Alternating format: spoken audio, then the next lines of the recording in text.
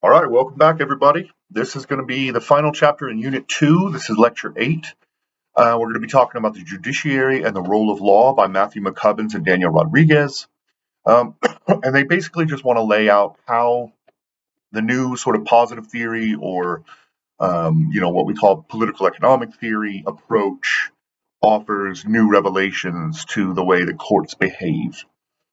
All right, so part one is just an introduction, and it sort of gives you the traditional legal theory, right? The traditional legal theory basically assumes that the courts act in isolation. They don't really consider the legislature, the bureaucracy, the president, um, any of those sorts of things. It also assumes that judges sort of act finally in the policymaking process. It goes from the legislature, the subcommittees, to the committees, to the floor, and then to the Senate, and then it gets voted on by the president, and then the lower courts, and then, arguably the Supreme Court is the last actor, right? At least in this former theory. And this basically assumes that judges act in an unconstrained manner, at least externally, right? They don't have any constraints because they're the final actor by any other institution, right? And that the only real constraints on a judge are the rule of law itself, set by precedent, and then controlled by judges higher up in the chain, right? So if you're sort of a lower district judge, you got to worry about the appeals court, and then you have to worry about the Supreme Court, right? But positive theory offers a very different political economic theory offers a very different approach, and said that judges have policy favorites, right? They have their own ideological beliefs, and we know that, especially in the last 5 years or so, judges don't always act on precedent, right? We've definitely seen that with sort of the Citizens United case in the early 2010s, and we've certainly seen it with the Dobbs case that overturned 50 years or 45 years worth of abortion Supreme Court rulings that said that women have a right to privacy over their own body, which was overturned by this very right wing Supreme Court that we have right now. So we know that that the original theory doesn't necessarily hold water anymore. Precedent itself isn't the only constraint on judges, right? So positive theory suggests that actually judges act in this political system in which judges are constrained in their decision making, first of all, and that except in sort of Supreme Court constitutional cases, the court is not the last one to act, but rather in sort of the middle of the process, right? That as long as they don't declare something sort of blatantly unconstitutional, which is pretty rare, really rare actually. They usually sort of take a middle ground approach through sort of procedural due process, or excuse me, administrative review. Um, and so the legislature and the presidency can basically respond, right? They can change the laws to sort of overcome the Supreme Court's restraints on the former laws. So the suggestion here is that the Supreme Court is not the actual last actor, or the courts themselves are not the final arbiter, but they're sort of in this revolving process, right? And so that moves us on to sort of looking at different perspectives of the legal process and how this new theory pans out compared to former theory, right? So when we look at statutory interpretation, we basically find that judges act strategically during statutory interpretation, and they're basically constrained in their choices by the possibility that the Congress will overturn their decision, right? So this is a new way of looking at things. It doesn't just look at the actions of the legislature itself. It wants to understand sort of this iterative behavior that happens between the Congress and the courts. And basically, the assumption here is that if the courts interpret a law too unfavorably to Congress, if they're wildly ideologically distinct from where Congress wants to see the law be written, it'll be overturned eventually through the legislative process, so that the courts actually have to consider more of a compromise position if they're far away from the position of the median voter in the legislature, right? Um, Now, we do have to remember that sometimes there are actually institutional impediments in Congress itself to overturning a court decision. So think of a filibuster here, right? You have to be able to overcome a 60 vote majority in the Congress to, say, change one of these Supreme Court rulings or something. Um, and so, for this reason, a lot of times what happens is when a law is written, um, the well, both sides basically. The opposition will file paperwork saying this is why they're opposed, and then the people who wish the law had gone even further, sort of the progressive wing, will also file not necessarily an opposition, but something explaining their philosophical position and why they think that the law should go further, right? And what we find is that the courts often will go back to these filings and use them as sort of um, a foundation for their construct of where they think the law should be interpreted. And so this is what we found. What happened with the Civil Rights Act of 1964? There was a lot of contention, right? The South was very, you had segregationists and just outright racists. And so when Lyndon Johnson tried to pass the Civil Rights Act, they had to sort of come to this compromise position, a little bit more of a watered down Civil Rights Act, right? Um, and so the more progressive wing of the Democratic Party at the time, with Lyndon Johnson, filed paperwork saying we think this should go further. We think the court should interpret this much more widely, and that's actually what happened. Is the sort of liberal courts? The presidency was largely liberal for about 60 years. Maybe from FDR until Reagan, basically. And so there were a lot of liberals in the courts. And so the liberals took those sort of expansionist addendums that the sort of far left filed when the Civil Rights Act passed and used those as sort of their foundation for expanding the meaning of the Civil Rights Act.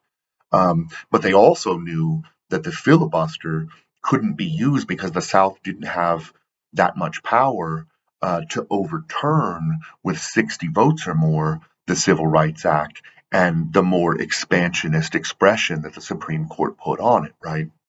And so their argument here is that there was this interaction um, between the Congress and the courts, and then back to the Congress, that helps us understand better the rulings post 1964 when it came to civil rights for blacks and Hispanics and other minorities in the population, right?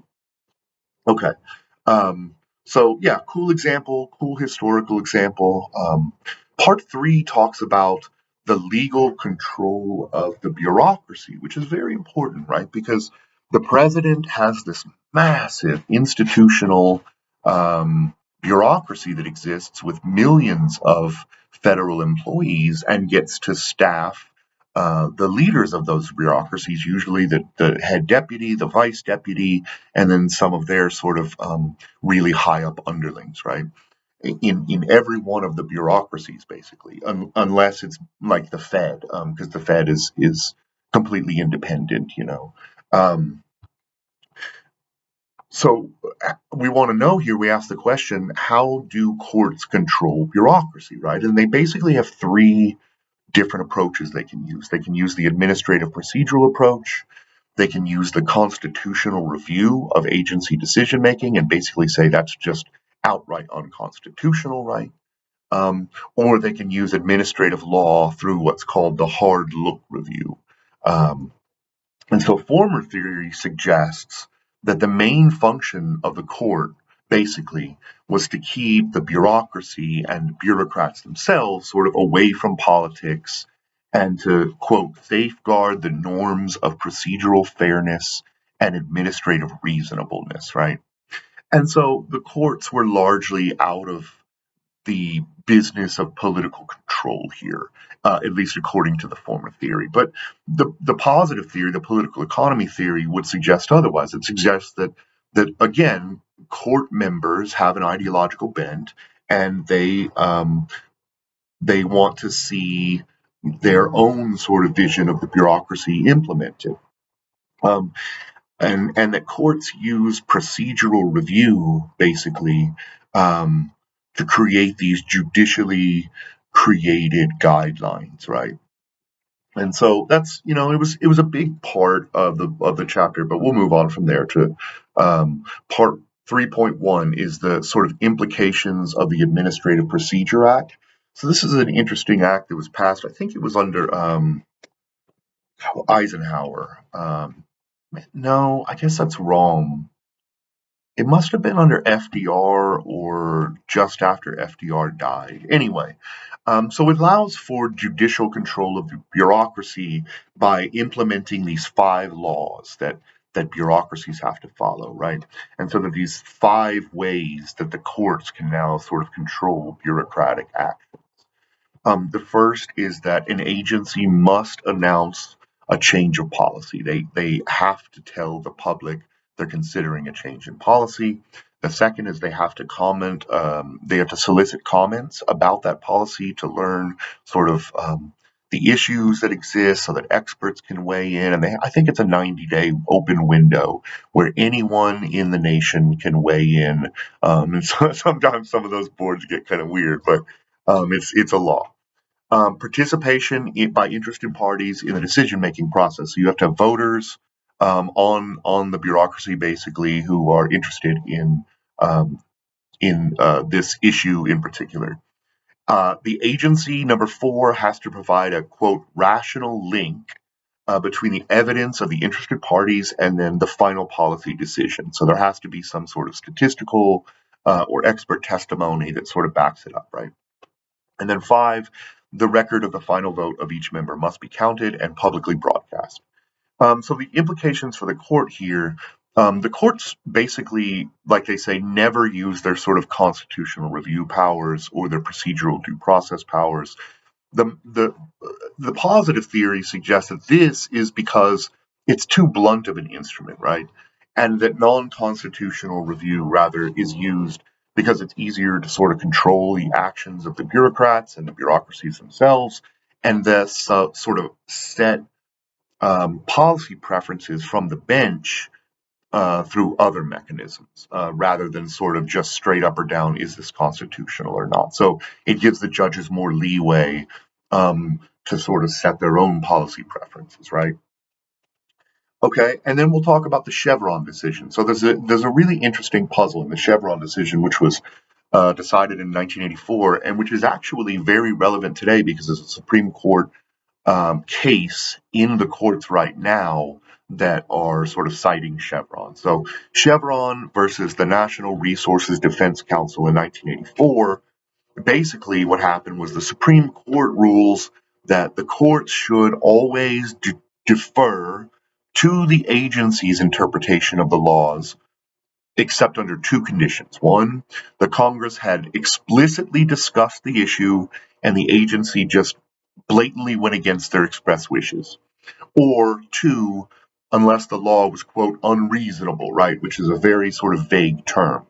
But the question here is sort of under originalist theory of the courts, that the courts would never sort of undermine their own power, right? But in this way, the courts sort of sided with the bureaucracies and really undermined their own power to control um, bureaucratic policymaking. And so the question here is, why would they do that, right? And so Cohen and Spitzer proffer this argument is based on historical context and the sort of back and forth between the courts, the bureaucracies, the president, and the legislature. And basically, the historical context here is that during, like I talked about earlier, during the 60s and 70s, the institutions were largely filled with liberals, right? In the courts, in the legislature, in the bureaucracies, in the presidency. But then Reagan took over, and so Reagan had the right to change the bureaucracy, right? He gets to appoint his own heads of each bureau. And so he put in these sort of highly deregulatory, cut regulations so that we can bolster economic growth idea, right? This sort of low regulation equals economic growth. And so Reagan in the 80s controls the presidency, he controls the bureaucracy, and he controls the Senate, and he controls the Supreme Court. Because for the first time in decades, the Supreme Court is now like 5-4 Republican. And what is happening is Reagan is trying to push the heads of his institutions to deregulate, but all of the lower courts and the appellate courts are filled with liberals, and they're sort of continually stopping um, the Reagan administration's ability to deregulate in these bureaus, especially like the EPA. And so the Supreme Court, which is Republican, basically sort of castrates the lower courts with the Chevron ruling by saying that you have to defer to the bureaucracies, which were again controlled by conservatives. So, when you look at this, if you look at the historical context, it all starts to fit where the Supreme Court has their own sort of views on the way that the government should be run, which aligns with the Senate, which has filibuster power, which aligns with the presidency, which aligns with the bureaucracy. And so the Supreme Court is helping Reagan fight the lower courts through their Chevron decisions. So it's a very interesting way of looking at how Chevron came about. The final part focuses on judicial independence, and there's basically two prior ways of conceptualizing judicial independence. There's the institutionalist approach, which is very famous in political science. It's about the rules and how rules change people's sort of behavioral incentives or restrict people's possibilities or judges, possibilities for ruling. Um, and so these rules include things like separation of powers, the lifetime tenure for Supreme Court members and some federal court members, and then independent control of your own sort of budget and administration within your judicial branch, right? And so these are sort of rules and institutions that exist that we study to see what their effects on judicial behavior are. There's also, from the other perspective, the more sort of philosophical perspective, is the discretionary ability to decide cases. So you have the institutional approach, and then you have this sort of discretionary approach, which is just the idea that judges are free to make their own decisions without consequences. And so, again, this is things like separation of power and lifetime tenure that are supposed to separate you from political consequences. Um, but the positive theory approach or the political economic approach sort of suggests otherwise, right? And that judicial power actually sort of waxes and wanes. It has this, there are vicissitudes in the power of the court as the branches change. And that judicial independence basically emerges from strategic interactions between the branches of government and its players. And so, if you think about what this entails, or its implications, it would suggest that when you have a unified government, a president and the House and the Senate all sharing the same political majority, like Democrat or Republican, that they have much more power over the courts because they can sort of overcome the divided government problem that makes legislation much more difficult, as we know, and they can sort of coalesce together to overturn Supreme Court decisions or sort of appellate court decisions, right? And write new laws and new legislation that more closely fits their sort of median voter, right? And so, it's very different than just, it's a very different way of looking at things than just change the rules, change the judge's behavior. Well, now, sort of behavior is always constantly changing, regardless of the rules that are instituted because of the makeup of the government.